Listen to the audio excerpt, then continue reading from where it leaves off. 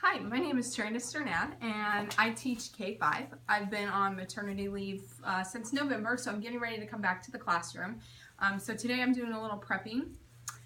We are going to be doing a series of works that are just based off of some different mediums. One of the mediums that we're going to be exploring is felting.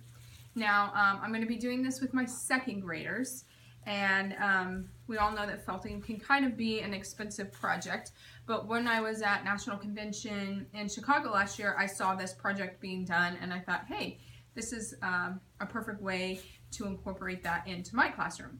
So what you're going to need are some little totes and some acrylic paint. I'm using Acrylic Essentials today. This is one of my favorites. And all you do is just kind of squirt some in there so you have a blob. Just like that. And you're going to use some water.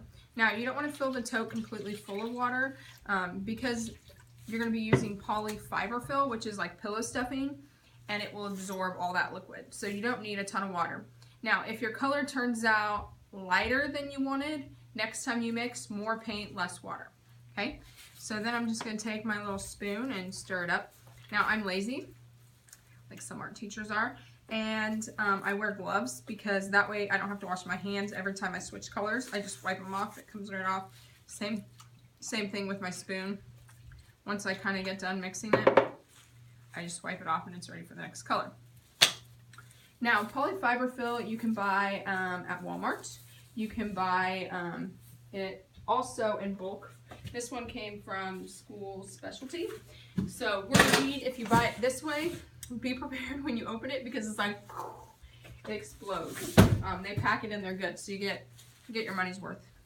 Now, you're just going to pull a chunk off, and you're going to lay it right into that tub. And I kind of knead it around like bread. Kind of squeeze that water out and let it absorb.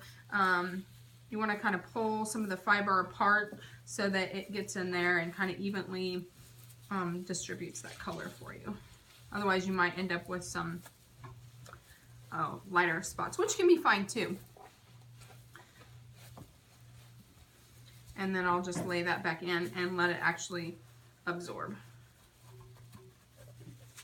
Now I have some colors that have been sitting, so we're just going to pull one of those here. And I'll show you what to do next. After it's been sitting, you're just going to pick up that fiber and we're going to wring it out.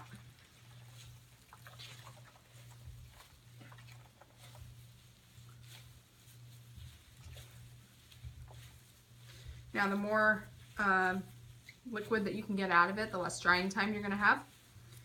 Now, since my sub is still in my classroom for this week, I did set up a table back there, over there, out of the way that I've just laid these out. It's just a big long folding table. I put a cheap tablecloth on there from Dollar General and just laid these out to dry. I also have, I'm at schools every other day, so I have plenty of drying time. If you don't have plenty of drying time to lay these out, you may need to flip them so that both sides are dry. Another way that you can do this is just to lay them out on a tray, which I'm also doing. I'm strategically placing them around my classroom so that I have room for all of them that I'm making. But this is what your pelts will look like as they're drying. Then once they are dry, all your students have to do is pull off the colors that they want. They can create, if you have like a board, you can do a drawing on the board, put glue down, and then put their colors on. You could also use this as for holidays. If you wanted to create ornaments, you could do it on like those little styrofoam balls. Pretty much the projects are endless with this. So have fun.